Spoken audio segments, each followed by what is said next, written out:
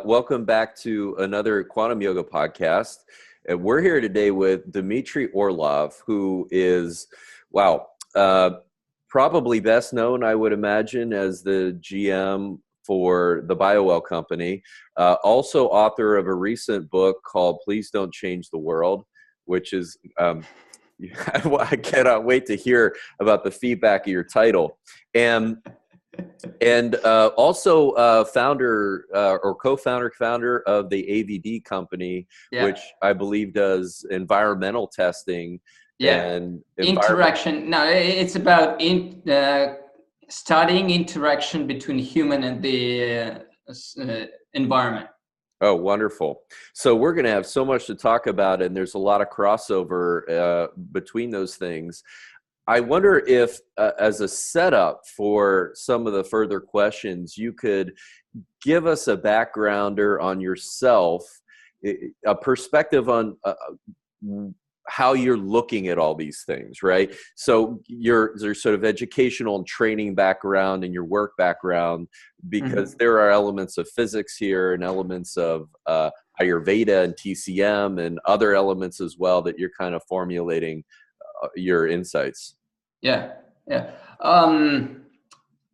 Actually, it is not any longer about higher education that you get from university, but of course having the technical education helps a lot, like studying quantum physics and in university, etc., and all the laser technologies. I've got involved in, the edge, I would say, the edge of the science right at the bachelor's degree, because the bachelor's degree was already in biophotonics. So it was somewhere like on the threshold, like on the edge of the accepted science and not yet accepted science, with all those hypotheses, theories about genome, DNA waves, and all this. Many scientists say unscientific stuff, whilst with the time passes by, we see that more and more from what it was that time when I was even writing the bachelor's degree now is becoming proved. So it's interesting things right for that period of time. And of course, technical education helps a lot. Like we were taught in university at the first course, we were taught that if the person gets technical education first, he's able to get any other education afterwards. So like humanitarian, economic, whatever. But if he gets like economic education first, then it's almost impossible to get technical afterwards. So like something in your brain gets working in one way or another, So that's good, and that helped me a lot in getting into the EPI-GDV world in 2007. Actually, like I was involved in biophotonics and studying in laser technologies, but it was a little bit boring, like all these, crystallization of glass ceramics. I had a feeling that it's too far away from regular people, like from helping real people, like who knows if it will help anyone after all, all this crystallization of glass ceramics. You even don't know what it is for, So then like working with biophotonics and then coming to Professor Korotkov for a PhD. So I've started getting involved not into the technical field, because I was all intrigued about, water science and studying unusual properties of water. That was my idea of joining Korotkov's team initially. But then it turned out it's just life, how it turns sometimes 90 degrees. I was trying to stay as far as possible from all these chakras, all these, TCM thing, these acupuncture points, anything that is connected to medicine. or to, you know, health. I said, no, no, no, no, I have technical education, please, that's not about me, stay away. Don't even ask me to put the finger on this electrode, I will never touch it, just like that. So, and I was intending just to study water, then it's like turned into studying the space energy, etc. And it was an accident, I would say, that I had to get involved into this, you know, field. It's just really, you know, how life turns, that I was forced to do that, because I was sent by Dr. Korkov to Cuba with the explanation that I need to just explain how to use software, GDV software. And I said, okay, I'm fine. If nothing else, I'm fine. I can explain how to click the buttons. But when I came there, it turned out that they are interested in peculiarities of medical diagnosis. And, you know, where I am in St. Petersburg and where's Cuba? So, of course, my first idea was to, you know, take the first airplane back home. But, like, looking at their faces, and I was like 25 years at that time, I was too shy to say to them that, oh, I'm not the correct guy to ask about medical diagnosis. But I had to. So I had to study this, I had to answer the questions, and then step by step, I've got involved in this too. And by studying... Can you define for the listeners GDV, EPI, and what this is, and give us some background? So GDV and API is the modern age of the Kirlian photography. So the Kirlian effect is pretty old thing, and of course, even Kirlian effect name is a new one. It's of the 20th century, whilst the effect history goes to Lichtenberg figures in end of 18th century. So it's a pretty old thing, but most of the people know it as Kirlian effect. And the modern application of the tools is more known by the GDV, gas discharge visualization, or like when you're getting digital image of the gas discharge, of the glow of the air, or electro-photonic imaging, EPI. So, but actually, everybody have seen the thunderstorm. So, like, this is exactly like gas discharge, the electro-photonic emission. The same thing happens in the devices that we use. So it's just high voltage, high frequency electromagnetic impulse that just creates a big difference in potentials, electrical potentials, and then it extracts some electrons and photons from the material, conductive material, that are exciting the air molecules, and they create this glow that we have just photographing. This is the essence. So that's the technology that I'm talking about. And so originally this was the Kirlian effect and the Kirlian images before GDV was people developed, were doing things like taking pictures of plants and the fingers, palms, and feet, all of this, but this was more like a game, because you see that science is based on reproducibility and statistics. Whilst you cannot get like at least 4 times in a row reproducible image, then it's not science, it's just like playing game. So the Kirlian photography was more like a game, because it was made on the photographic plate, and it was almost impossible to get, you know, equal results each time. So it was more like some kind of, you know, exploration, you know, of this, and it was colorful, interesting, you know, to get the streamers from the leaves, from the palms, interesting. But before appearance of the GDV in 1995, it was more like, you know, game, more like a game. Whilst as GDV appeared, it has turned more to a more scientific, because GDV, by applying the modern technologies, the software, the modern, you know, digital cameras, all these computer stuff, to digitize the image and then to, you know, normalize everything, and instead of the photographic plate, you use a video camera. So then the reproducibility comes, and also statistics comes, and then it becomes more scientific, and then it becomes more science, like more serious at the end. Got it. Okay. And so in this modern application in the company, what you're doing is imaging the air around the fingertips.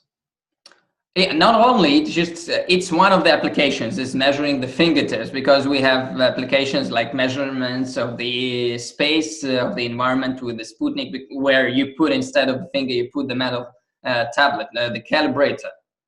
So and there is a new device that is now developed where you just put a drop of the liquid, conductive liquid, on top of the electrode, and you get emission directly from the liquid. Or you put the leaf or any, potato, banana, whatever you like, piece there, or seeds or some crystal that is conductive, and you get the image of that. So fingers is only one of the applications. Got it. Okay. And so right now you're sort of doing a lot of lecture and seminar work around analyzing this GDV for both human assessment as well as environmental assessment. And this is sort of yes, not only environmental, but all the, you see that actually my work has started with Dr. Korotkov in 2007 till 2010. And I've published a methodology guide how to do the experiments with environmental objects, with the water, with the different kinds of the seeds, with the air antenna like Sputnik. That was my original work, initial stage of my development in this technology. I have written a methodology of how to do the experiments, serious scientific experiments with this stuff, not including fingers at all. I was not involved with the fingers captures at all. So that was my first stage of creativity in this area. And I'm also involved in this until now, because software is being developed and upgraded frequently, and I'm the one also who is responsible for these upgrades, for adding new features, for developing new functions of the software. It's also a very interesting job. Yeah. So let's dig into GDV analysis of fingertips, and tell the listeners, if you can, how this is different, or what information you can glean from GDV that you can't from other relatively standard technologies, assessments, diagnostics that are being performed. Okay, so but actually we just need to somehow make your question more precise, to narrow the field about which we should talk, because this is express assessment, the EPI GDV technology, express assessment. So it means it gives you some information very fast. So I don't want to talk about technologies that can give you a lot of information, but it takes like days. We should not compare this technology with those technologies. So first of all, this is the express assessment. So it means you can get information super fast. So in this field, there are technologies like bioresonance method, like technologies and tools that are also giving you a big amount of information about human body and how it functions. And what's the main difference between the available technologies on the market and the EPI GDV is that, first of all, if we take the timing, so okay, we compare the technologies that are able to give you a lot of information within 5 minutes, okay? So like 5, okay, maximum 10. Number one advantage of the Biowell and the EPI GDV technology is visual content. That it's not only the graph, not only some number, some digit or some symbol, some kind of curve built on the screen, that if your client is sitting next to you, they don't understand a damn thing what is it, you know, like if they're not specialized in that area. And most of the cases, they're not. So EPI, GDV, and Biowell being visual, giving this exact picture, you know, the glow on the screen, your client can see it. That's his finger. The glow and the size of the, you know, the picture depends on how you press the finger. So it's pretty straightforward. And because it's visual, you get this kind of glow, not some kind of, you know, numbers and digits right away. They trust it more than the method that just gives you some number. Because while I'm consulting people, I just explain them, okay, there is a digital part, like there are parameters and values of them that we can consider. Of course, that's important, but there is a visual analysis. And you can take part in it too. I just show, okay, this is how the ideal glow should look like, and this is how perturbed glow will look like. So, and I'm showing the atlas of the types of the images, the structures of the glow can look like, and they get it very fast because it's visual. They get, I got it, let's go. And then within 5 minutes, client is pointing him or herself on the screen saying, oh, Dmitry, can you clarify what is here? Oh, let's click here, let's look there. They get involved in that, and that's why they trust it more than the methods that are just giving just some number and that's it. And also, thanks to the development of the software and the methodology, like with the Biowell 2.0, calibration takes like 17 seconds and it's all like ready. And it makes the technology overall less expert dependent. That is very, very important thing too, because if we take, for example, you know, FOL method, yeah, where you apply a, you know, a conductive pin, like pen on the acupuncture point and measure the, like, okay, let's call it skin resistance or the conductivity. Everybody knows that it depends on how hard you press there. So, and you have to be a real super master to evenly touch any point you ever check. And then the overall method and the application of technology becomes dependent on who is using it, who is the master. And then it comes to a question like you have to find the proper master. Whilst with the Biowell and with the recent advancements in development of this technology is becoming less and less dependent on who is using it. And this is making it really interesting, and it creates a lot of advantages for the clients and for the users. So bridge this for us, bridge this glow, this sort of visual information that you're getting to something relating to the body. Okay, no problem. Actually, whenever I'm trying to explain this, the first question that I ask the person, do you know about acupuncture massage or something like that? Have you heard about needle puncture or acupuncture? If person says no, there's almost no reason to continue.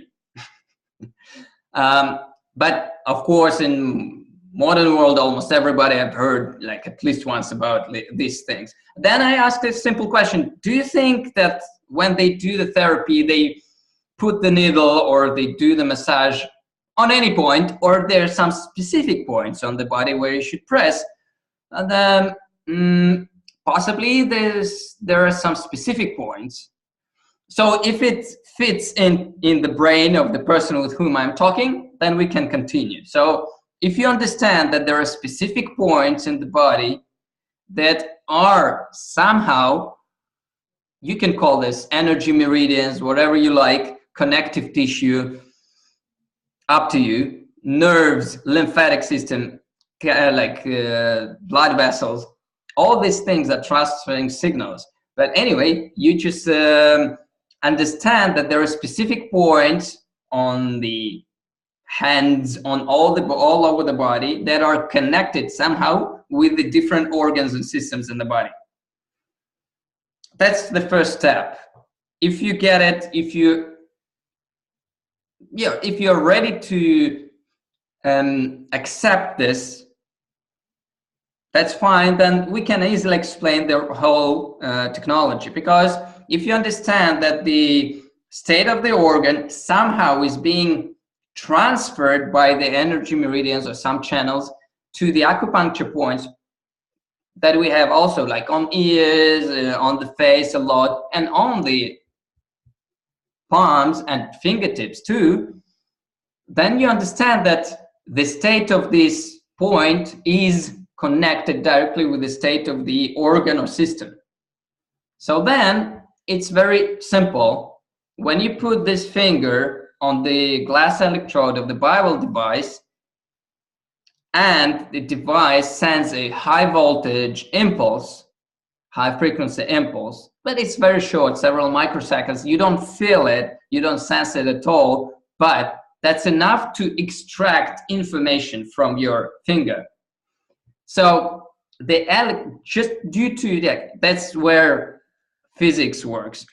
If you know that due to the difference in electrical potentials, if the potential is higher on the conductive layer of the electrode, then it attracts and extracts the electrons and photons from your fingertip, from the tissue. And of course, it's about how much of them you have there and how is the supply going on, if it's homogeneous, if it's smooth, and through all those microseconds that you apply the impulse, the flow of these electrons is smooth and homogeneous, then it's fine. But when it goes, unstable, or it doesn't go at all, or it's not enough, or too much, then you can say, okay, so it means this point is saying something about how this organ works. And by analyzing the glow that you get after all, because these electrons and photons that you extract from the finger, they excite the air. In vacuum, you won't see almost anything.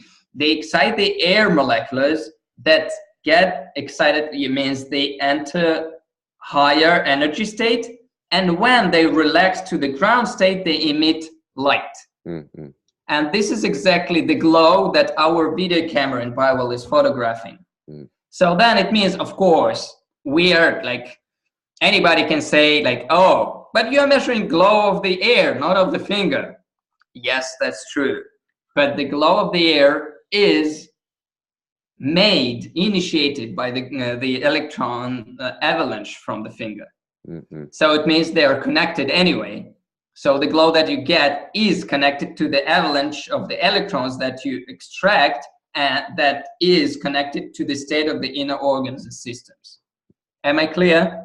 Yeah.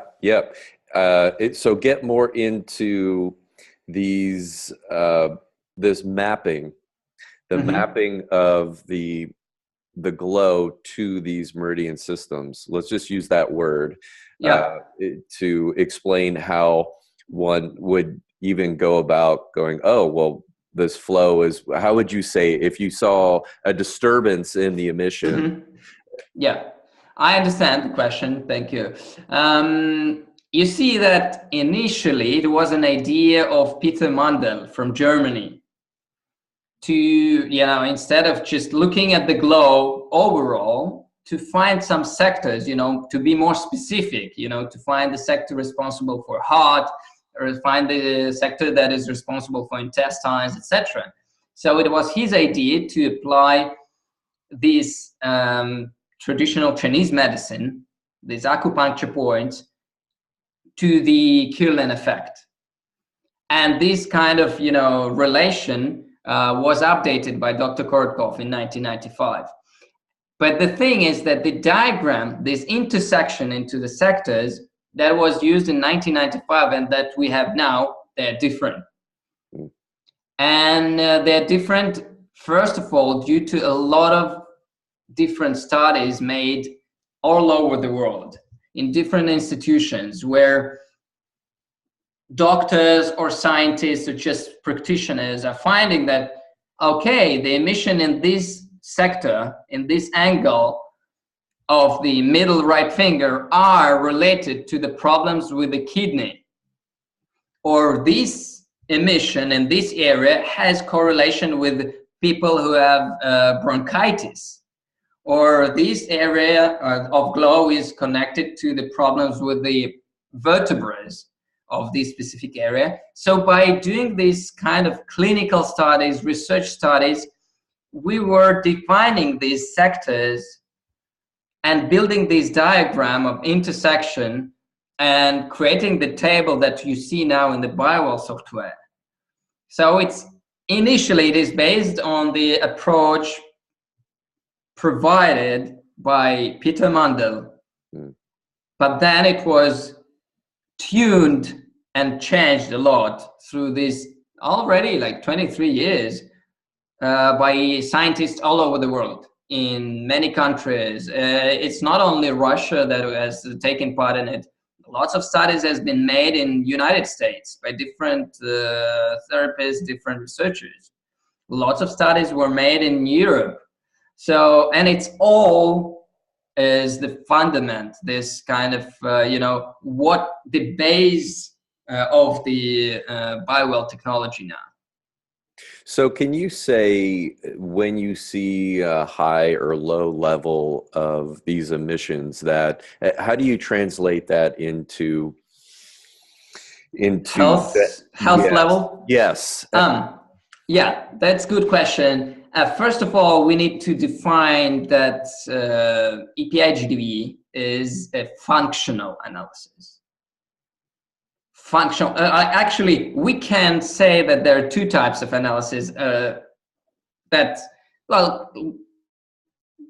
how we used to say structural, functional.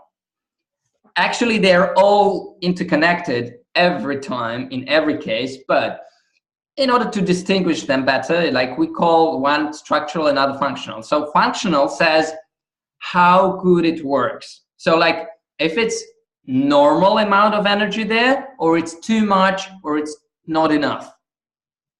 Hyperfunction, normal function, and hypofunction. That's what that's the terminology that we're using in the Biowell. We're only talking about hyperfunction, hypofunction, and normal function. We are not able actually to say what's the nature of this hyperfunction. And this method is not made for that, actually. We can pinpoint it within several minutes where the main problems of the person are, but what kind exactly problem is there, we don't say. That's not our business. You need to go for other methods, other, studies that will just, if you want to find out some kind of, diagnosis on Latin, whilst we are not up to that, and we're not involved in that.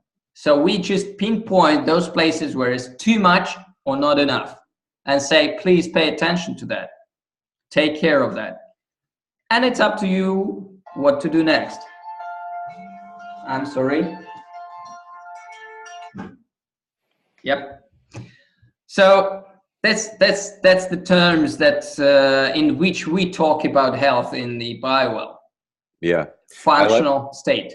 Yeah, that's actually really clear. It's clear and vague at the same time, because you know what I mean. You're not making these health determinations necessarily, or medical determinations on what this means. You're saying hypo or hyper or normal functionality, and in expression, right? It's almost like you're not exactly determining how something is expressing physiologically. You see, it's just the way the mindset that you're applying to this information. Yes. The thing is that you can treat these things from the point of view of Western, you know, where you need, like Descartes, you need dissect everything into pieces and study each piece separately. Whilst in more Eastern approach, it doesn't matter. If you see that there is too much energy somewhere, it's like too much heat. What do you need? You need more cold. You don't care actually, like what is the, you know, the actual name of this, you know, heat. Yeah, you know, you need to balance it. There's too much heat, you need to add cold to balance it up. If there's too much cold, you need heat to balance it. And that's it. So it's not about naming it, it's about, you know, energies, balancing the energy flows. And then it's not about giving Latin diagnosis anymore. But okay, I understand this confusion that, okay, in the Biowell, you see the inflammation, too much of like, hyperfunctioning of kidney or liver or like vertebrae or something. It's pretty, if you apply logical sense, you understand that, okay, if there's hyperfunction, it means organism is sending an additional energy there. So it means it's fighting with something. With what? You don't know. But it is fighting with something. So what can you do? What is actually modern medicine is like allowing you to do? Take a pill. But what does this pill actually does? You know, so is it really about the clinical diagnosis? It's not always like that. It's so significant. But we are not saying that it's insignificant to know this diagnosis. But the thing is that Biowell, first of all, is saving a lot of time. Okay, try to sign up to all the doctors that you have in the hospital. You just feel bad. You don't know why, you feel bad. Try to pass and consult all the doctors. Main problem that you will see, first of all, it will eat a lot of your time, a lot of your money, and after all, you will have like 10, 12, 20 different statements. But you can barely find a specialist who can integrate these all statements all together and create some integrative analysis of all of them in parallel. Whilst you go to a Biowell, you do a checkup, and it's clearly seen, okay, you've got the inflammation in this area. You don't need to go to 20 doctors, just go to one. If you like orthodox allopathic medicine, go for it. Up to you. Whatever resonates with you will work for you. It's about the resonance, yeah? If you like homeopathic, go for it. It will help you. You like naturopathy, go for it. It will help you. Even if the problem is the same for all these three types of three clients. Name of the problem can be the same, but one will go to allopathic doctor, another will go to Reiki master, third one will go to naturopath, etc. No problems. Everything will work to some extent. And if it resonates with the person, it will help. So if one possibility of hyperactivity that you're seeing is an inflammatory event, like on a physiological Western medical viewpoint, what are some causes of hypofunctionality? Look, that's just, you know, if you understand that everything is oscillating, absolutely everything in this material, I'm talking about like our 3D world, flesh, you know, everything is oscillating. So it means it's always going a little bit plus, then a little bit minus, then a little bit plus, a little bit minus. So it's always oscillating around some average, you know, some mean. So, well, plus and minus, it's just from which perspective you look, you know, like there's no big difference between them. There's too much of something or lack of something, you know, like when you say that it's like blockage of the flow, you know, like there's not enough energy. What can be the reason? Oh, the same as with too much energy, many reasons can be there. Like, not enough energy, you're just tired. Some pathways are blocked on the way to this specific organ or system, so it doesn't get enough energy, or you don't have enough chemicals, you know, just vitamins, minerals, etc. So it doesn't allow this organ to function properly, or your lifestyle is shit. So it means your like head is not able to restore its functioning through the nighttime. So like, what are you waiting for from your head next day? It will be hypo-functioning, and that's all. Like, it's again the same. To my mind, there's no big difference between hyper and hypo. It's just from like perspective that you look at. Well, what I got from your answer was that it could either be a blockage of energy or a lack of restoration, a lack of rejuvenation, or and so lack of it's like a building factory, you know, like if you're building something non-stop, and whilst you are doing this, if you're still alive, it means you're like building something. You are using energy, you're burning energy, so it means there's supply, there's incoming flow, there's outgoing flow. So it means if there's not enough, it means maybe you drop not enough coal into the furnace, you know? Mm-hmm. Great. Yeah, this is great. Now, what you guys do, as I understand it, is you guys actually provide these normalized reference ranges, so that even though the body is in the we'll just call the body-mind complex is constantly oscillating, it's oscillating moment to moment, but also throughout the day as well. Ultradian, circadian cycles, there's oscillation upon oscillation that's constantly happening. You guys have still provided normalized reference ranges that one would expect to be in, even though they're oscillating.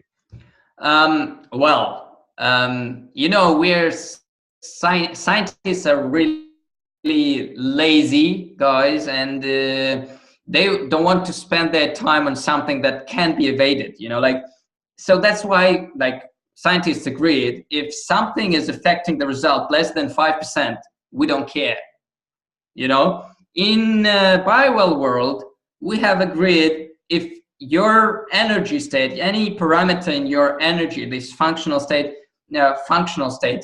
is changing less than 10%, we don't care. It's normal. That's it. Easy peasy Japanese, you know, like, so these oscillations, yes, they are, if they fit in those 10%, that's fine. It means you're a normal human being. But if your normal oscillations are getting higher than 10%, there's something to look at. And of course, these norms are not, you know, universal. What we found out that when the research is being done in India, their scientists say, the doctors say that, oh, look, our norms are a little bit different from the norms of the Europeans. So like for us, the scale should be a little bit shifted. So like for a Western person, like for a European person, average European person, energy level from 40 to 70 is fine. Then for Indian person, it's higher. Okay, fine. No problems with that. It can be, we're all a little bit different. Gotcha. Okay. Well, let's expand this understanding of the hypo normal function oscillations to some of the stuff that you write in your book. You talk about, you give a definition of health, and you give the six pillars of illness, and so explain these to the listeners. Well, actually, this system is the oldest system that is really existing on this planet. This is Ayurvedic system. So it gives some, you know, some aspect, one of the aspects on the health. And it tells that the development of any disorder in this physical body has some steps to make in order to lead, to get into the final so-called terminal stage. you know. And these steps are the same. It doesn't matter like from which city you are, from which country you are, if you're Homo sapiens, yeah. So I don't know how it works with animals, but for humans it works like these 6 stages, you know, like where the terminal stage is the stage when it's you know, the problem has, you know, got revealed, got evolved until, you know, maximum it can. So when it's already a threatening the life, you know, either the problem, you know, like only one can win. So that's why it's terminal, you know. So, but what Ayurveda says is that in most of the cases, these things happen when you've got some accumulation of toxins somewhere that leads to these, you know, problems. Accumulation of toxins are, well, actually, if you want to like make some kind of screen sharing, okay, we can make a small screen sharing. Just 1 second, and I will make this visible. Just 1 moment, please. So these 6 levels of illness or 6 levels of health, it's up to you how to call it. Just you look from one side or another. It gives a very good, really very good understanding of what's actually going on with you in life, not only about health, but also with more, I would say, integral wait a second. Yeah, here it is. Okay, so I will start screen sharing now. Okay, so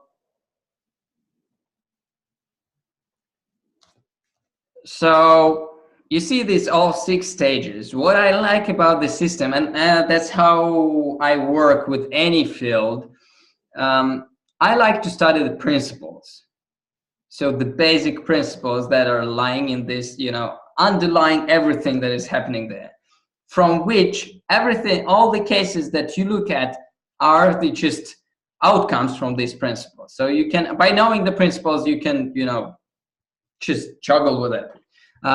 So here, by looking at these 6 stages or 6 levels, see the terminal stage, the last one, where actually mostly male species of Homo sapiens are attending doctors, you know, when they cannot stand the pain anymore, you know.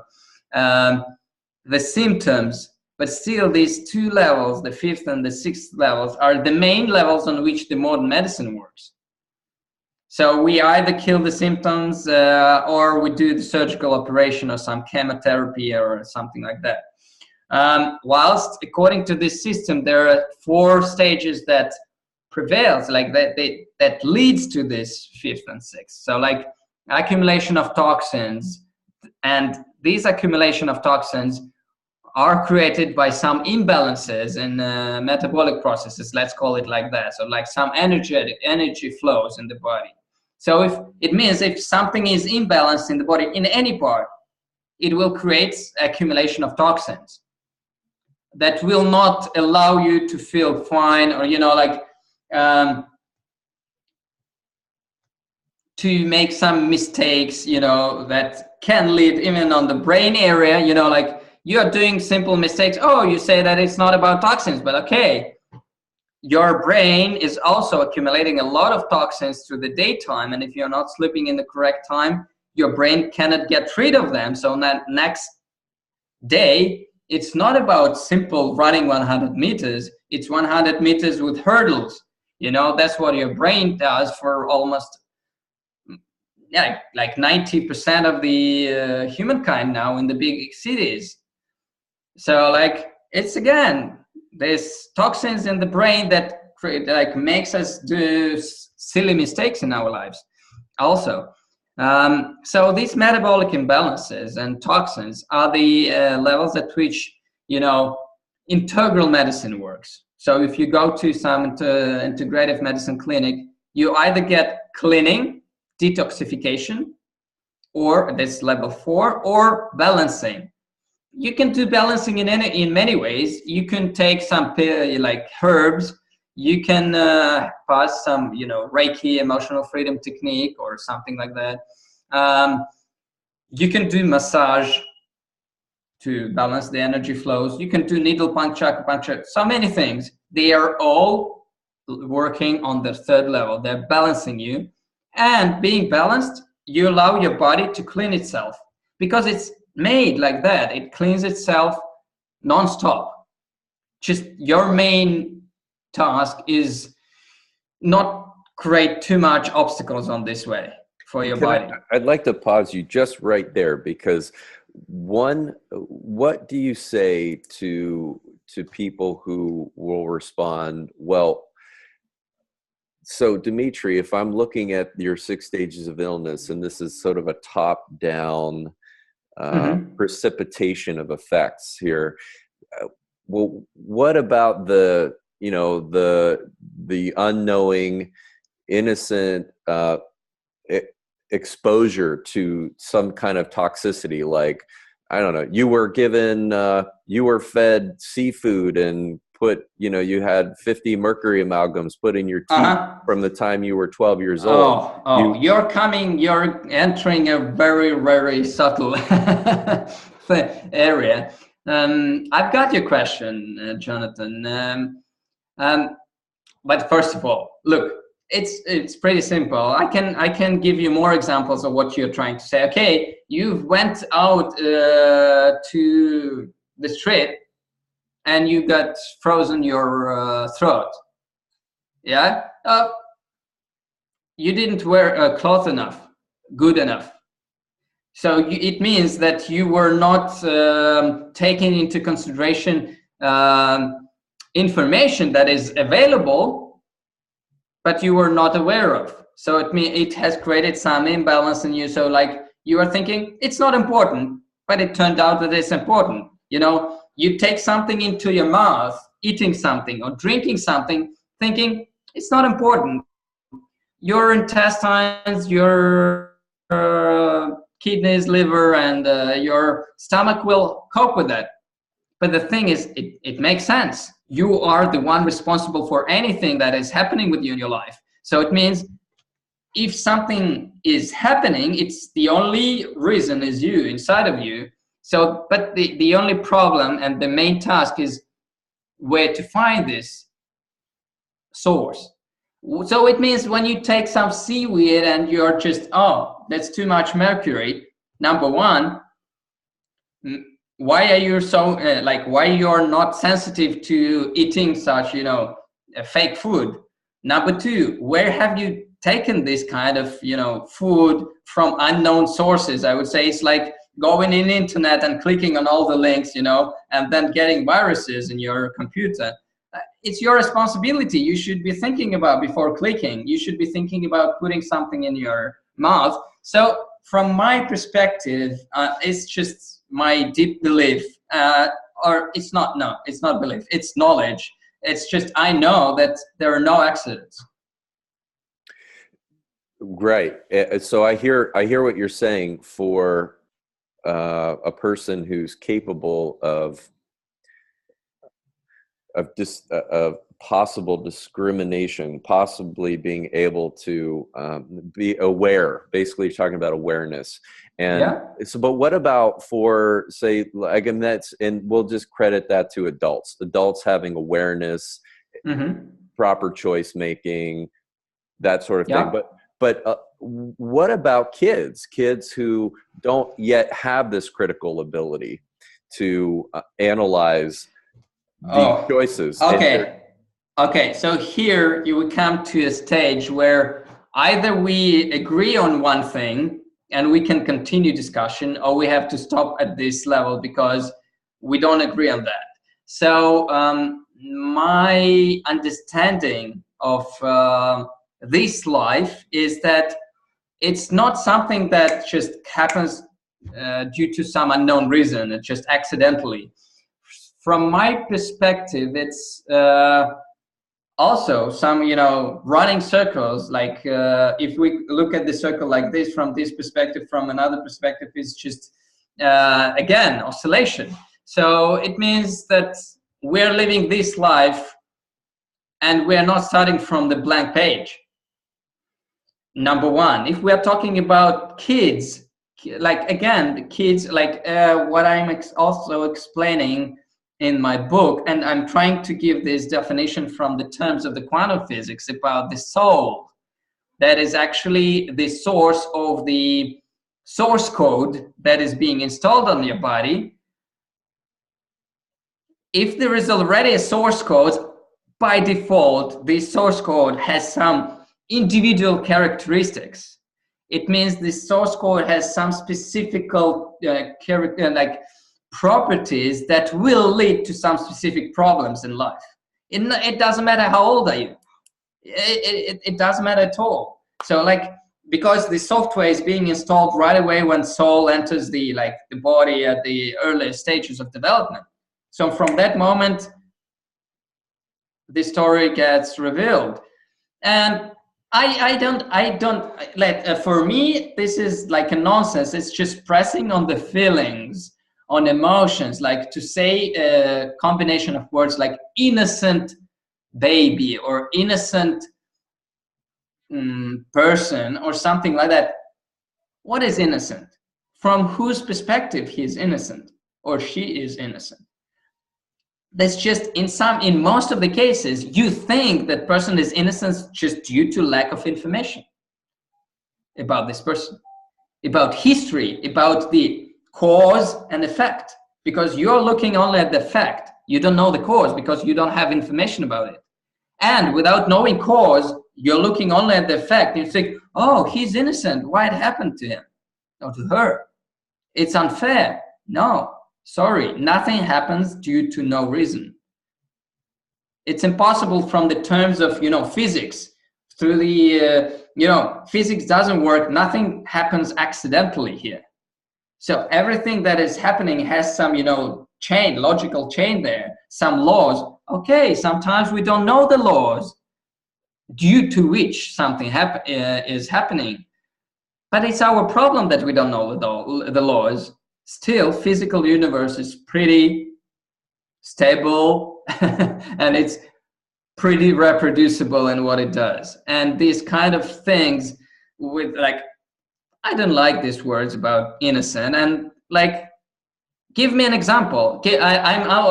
I'm having these discussions with many people in my life.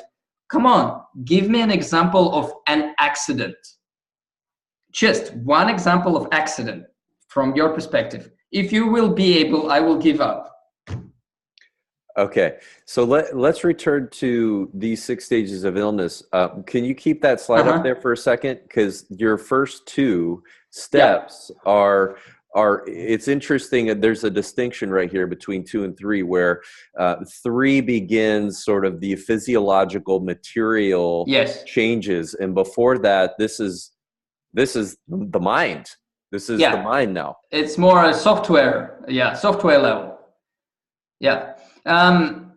Actually, this is, between the 2 3 is the most tricky thing, where the information, like quantity and quality, this magical interaction. And here, information gets into the physical manifestation.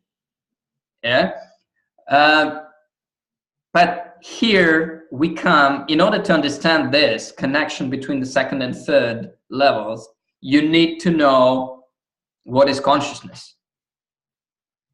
Without it, it's impossible to understand this connection. Because by understanding what is consciousness, and in my book, I'm trying to give some, simple explanation, not to, based on modern bioneurology or something that very few people on this planet can understand. Pretty simple, but if you understand that your intention, your consciousness can actually change in commas, of course, because if you read the book, you understand that you're not changing anything with consciousness, you're just selecting what you want. So by using the intention and consciousness, you're selecting something that you want to change. So you want to be, instead of being here, you want to be here. So you just need to select, and you need to where to go. So this physical position in these cases is the third level, whilst you are deciding the path from point A to point B yourself. So you are the one who is deciding where is the point B, and it's your consciousness. And basing on what you are building this path from point A to point B in physical world. It's your interaction with the world. It's how you interact with the world. That is based on your mindset, your constitution, you know, your set of laws in your body, like in your, that are taken from your soul. Yeah. So, and here, by selecting where you want to go on the mind, on mental level, you are programming the physiological level, because the physiological level will follow the path that you will choose. That's how the interconnection between level 2 and 3 happens. So if you have some incorrect interaction with the world, your body will have to follow it. I can give a very simple example if you will allow me. It's like, I try to keep it simple. So like, you know, like your immune system is always killing cells non-stop, and it has to define, okay, this is bad cell, this is good cell, okay, I will kill the bad cell. When it's pretty strict, it always kills the bad and leaves alive the good ones. Let's imagine that your mind is also working the same way. So you're very strict. You know, this is black and this is white. This is good and this is bad. So then, you know, while knowing this is good and this is bad, you know where is the middle. So then you can orient in time and space continuum, you know. But let's imagine you have lost this orientation. You don't know what is good and what is bad. So you are starting interacting in this sphere with the world in some, you know, chaotic way. What will happen? And like, let's mirror it on the immune system. It sees a bad cell and it's saying, oh, it's good. Oh no, maybe it's bad. Or maybe good. Or maybe bad. Okay, it's bad. Should I kill it now or I can kill it tomorrow? Oh, I can kill it tomorrow. Okay, see you next time. And when it's the mind level, when in your mind level, it is chaos, same chaos happens on your physical level. Your immune system starts working like that because your physical universe is following the, I would say, the functional, you know, the idea. So like if you have an idea, if you have the function to fulfill, the physical universe will change accordingly. So this is the interconnection between the second and third level. So it seems that this, where do you define conscious, subconscious within the... I don't like, you know, don't play with these words. Let's call conscious the software that is installed on you, on your body, or let's call the overall software is like your operation system is your soul that is installed on your body. So the way this operation system develops and manifests it in the real life creates metabolic imbalances. Because it is said, in this situation you do like this, in this situation you do like that. So this is your mindset that forces you to act this or another way, react in this or another way in different situations. And by doing this, you anyway start some energetic processes in your body. Some chemicals get produced, some endocrine system excited, it gets reproducing some injecting something into your bloodstream, etc. Your nervous activity changes according to the interpretation. And interpretation comes from your mindset, from the consciousness. Let's call it like this. It's a separate story about the difference between subconsciousness and consciousness. It's a really tricky thing. Well, I bring it up because you mention it in your book, and you talk about the processing of data speeds of these Yes. two aspects of mind. Yes. Well, I mean, orders of magnitude difference between what can be processed consciously and subconsciously. Yeah. If it's this information I have read in different sources, but these exact numbers that I've presented in this book, I have met them in the book by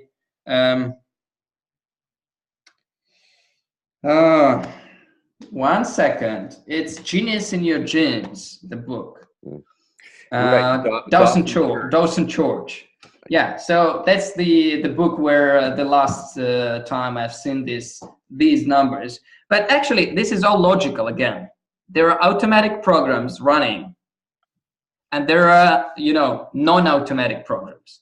So if we talk about automatic programs, of course, they're fulfilled, fast, because you don't have to do any assessment. It's like, you know what to do, and it goes very fast on the background. But there are cases in which you don't know left or right, plus or minus, good or bad. So you need reassess the situation. So you need some kind of editor to get involved in it, and you judge. So this kind of judge or editor program is your consciousness that is able to get in it and, study and make a decision, non-automatic. But if you're not, if you don't get there like a judge, like this kind of editor, then the situation will go, okay, automatically. Okay, you don't pay attention to it. Okay, let it be plus today. Oh, it will be minus tomorrow, plus the day after tomorrow, etc. So that's how it works. And this is the interaction, it's easy way of understanding of how the mind works. There are automatic programs that are fulfilled very fast because they don't need intervention of the judge who needs to, weigh up, to use the scales, to define if it's good or bad, etc. And there are things where you just need to really think about that. And this is, of course, it takes time. That's why there is so big difference in speed. So if one wanted to go about addressing wrong mindset,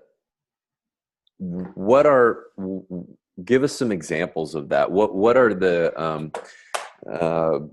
actionable systems or ways to do this? Well, there are different ways there. Thank you for the question. Interesting question indeed. There are different systems that helps you either yourself to reprogram the mindset. Call these automatic programs your habits. Of course, you can change your habits or get new habits instead.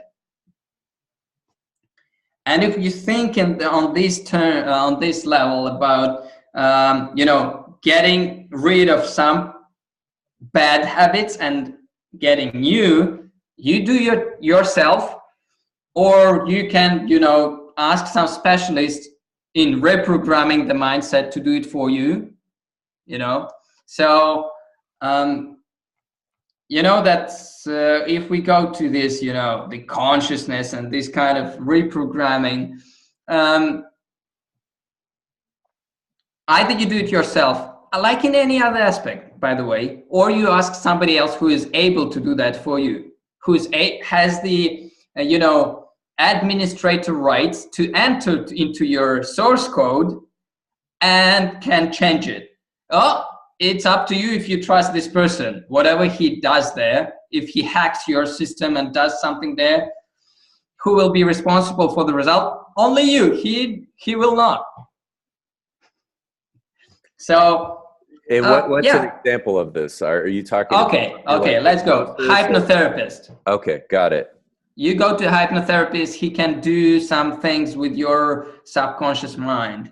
Some psychologists can also get there, and by different, you know, means, by different associations, different images, etc. That's with the help of external help, I would call it. And there is another opportunity to do it yourself. Like, for example, some people love to do meditation.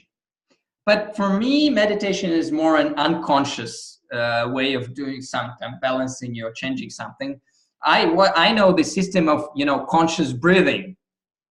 So when you're concentrated on your breathing cycle, and so your consciousness is not flying somewhere, you're not getting sleep, you're not flying in on a subtle levels, you're staying in your body.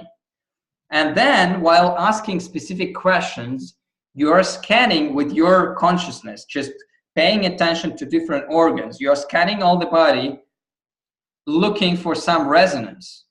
Like, you're asking a question, okay, how should I treat my mom? Or how should I do, like, what should I do in my work, like in this situation? And then you scan your body with your mind and you try to find what is resonating there. And then you're trying to balance these organs that resonates with this question. And in this way, through the body, you somehow reprogram the mindset too. So like from the body level. So you can enter it from different doors, up to you. Some people are going really tough and like they are fighting them with themselves. You know, like I'm giving an example in my book about fighting the windmills, you know. So like if I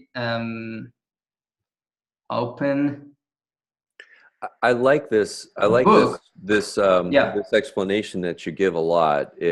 Rather than fighting against what you don't want, you're putting energy into developing light, and you're it's a very interesting thing, by the way. It's a big trap.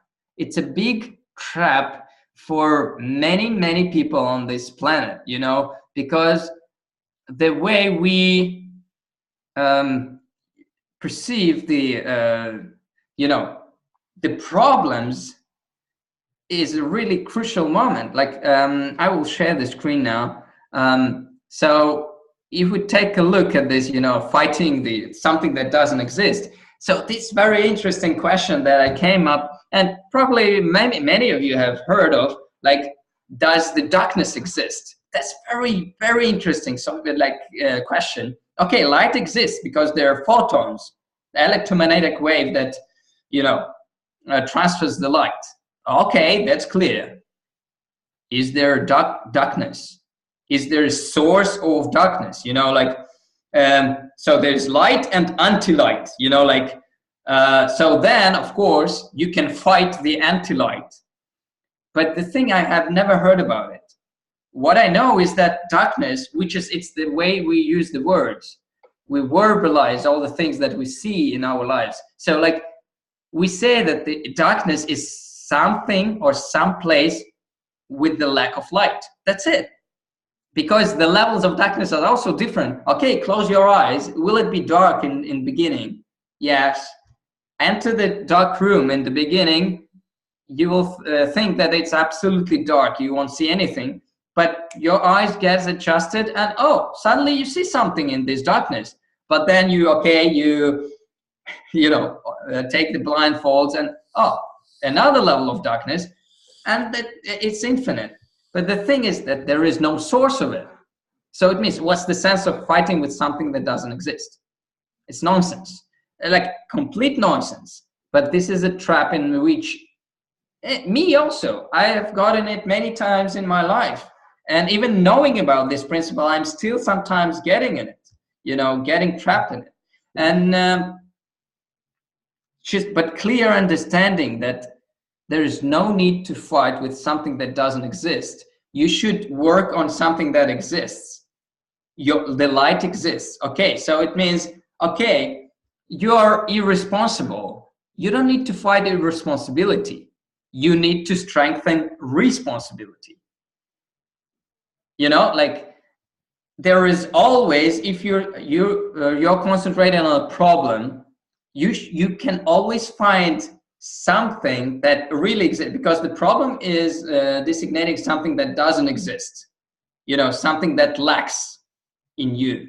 So you need to find something that you need to strengthen, but that it exists, so then it means you're starting to work in your life more effectively, like by, instead of, fighting non-existent enemies, instead of fighting, you forget about fight. You just slowly, step by step, continuously working on developing specific existing characteristics. And the life will become such an interesting thing after that.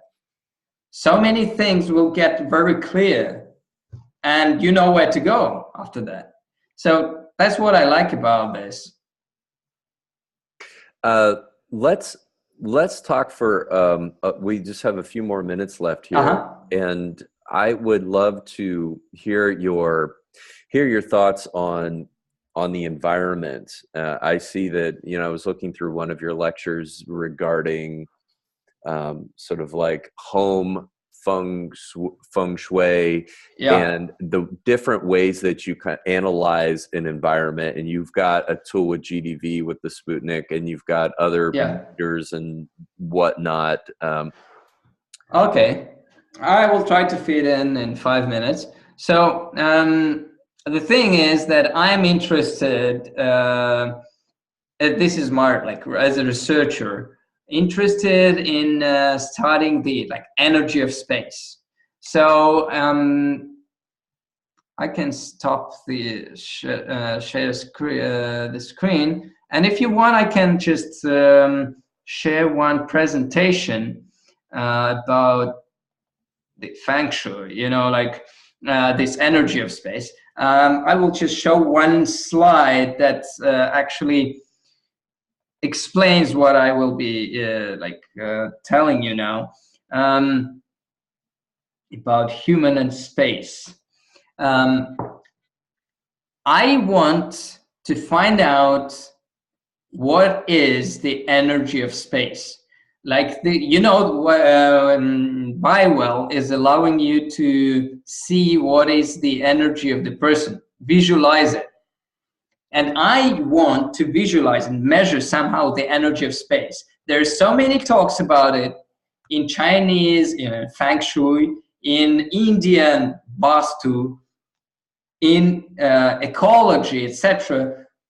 And there is so many, they are so different, these kind of aspects and approaches, that about these geopathic zones, about these sacred places.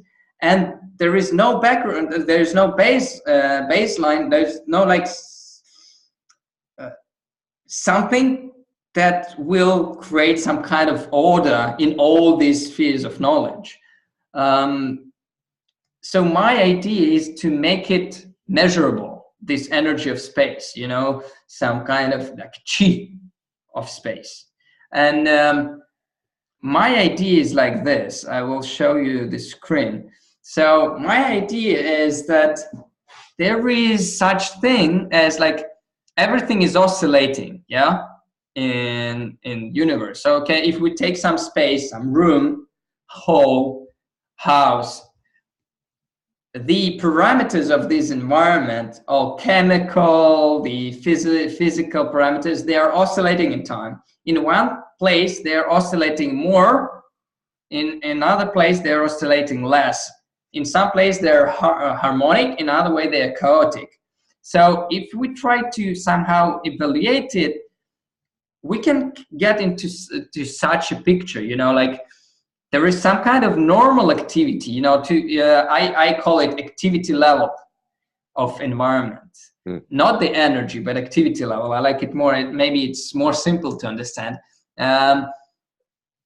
So when it's too high activity, hyperactivity, that's the red on top of the graph. When it's very low changes and in this, you know, physical, chemical, and other parameters of the environment, space, it's hyperactivity, passive place.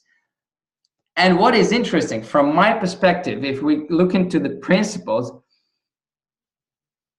that's how we should talk about the space and about the environment and interaction of the human with the environment, because how we interact with it is a non-stop adjustment.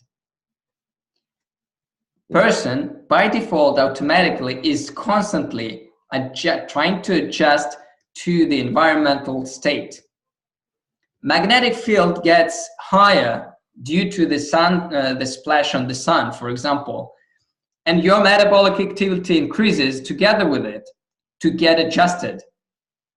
You know, the activity goes down, for example, at the nighttime, and all your metabolic activity also goes down. And we are constantly adjusting to the activity of the surrounding space. So it means that we're constantly interacting with it. And for me, it is interesting. Okay, number one, I want to measure it. I want to measure this space and say, okay, this is normal space.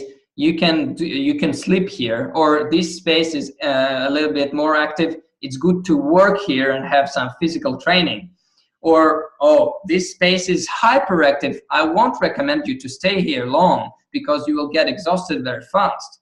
Or, oh, you see, this space is very hypoactive, passive. So you better not sleep here because you will not restore your energy through the night. So that's my approach, and that's what I'm trying to do in my research. I have fit into 5 minutes. So this is really interesting that I mean, if we were to parallel this approach to analyzing the environment to how one would measure activity in the, we'll say, nervous system, for example, this is almost like looking at the amplitude of the waveform as it oscillates, and not necessarily the quality of the waveform, not necessarily the shape of the waveform, where you're looking at, because you could have a high arousal, for example, that would maybe be more beneficial in circumstances and less beneficial in certain circumstances. Same thing with low arousal levels that are like if you were to add the quality of valence to it, emotional valence to it, for example, you could have a low arousal peaceful experience and a low arousal depressive experience, both low arousal, different valence. Wow. You know, as it was with the energy of the person before 1995 and Kirlian effect, the same story happens now with the energy of space. There are no strict terms, there are no strict laws according to which we should, you know, make assessment of it. Ecology, okay, vastu, very hard to actually understand it. Feng Shui, also very hard to understand it and apply it. So actually there is no common ground of all these you know, knowledge bases. So, and my idea is to somehow, you know, unify them, you know, find some common points and start from there. Whilst at the present moment, Feng Shui says one thing, Vastu says this opposite thing, ecology says the third thing, and some dowser says fourth thing. You know, whom should I trust? I don't know. And it creates a lot of confusion. And anyway, as I've explained, as long as we're constantly adjusting to the environmental conditions, we get problems with health through it, even if we are not aware of it. So that's my intention. And this field of it's a big lecture, you know, like it's for several hours, you know, I can speak about this, but the essence is like that. Got it. It's interesting to be able to somehow not mandatory visualize, but somehow to assess the energy of space, to make it, you know, tangible, you know, like the energy of the person become visible with the use of the Biowell and the PIGDV technology. I want to do the same with the space, with the energy of space. So that's the field on which I work now. And I'm developing new device also for this sphere of application. Sputnik is the first antenna that I've made in 2010. I've just sold it on my knee myself. So, and now there are hundreds of people using it worldwide. So it's interesting field, and but still there are more questions than answers here. Well, keep up the excellent work. Thank you so much for your time, Dmitry.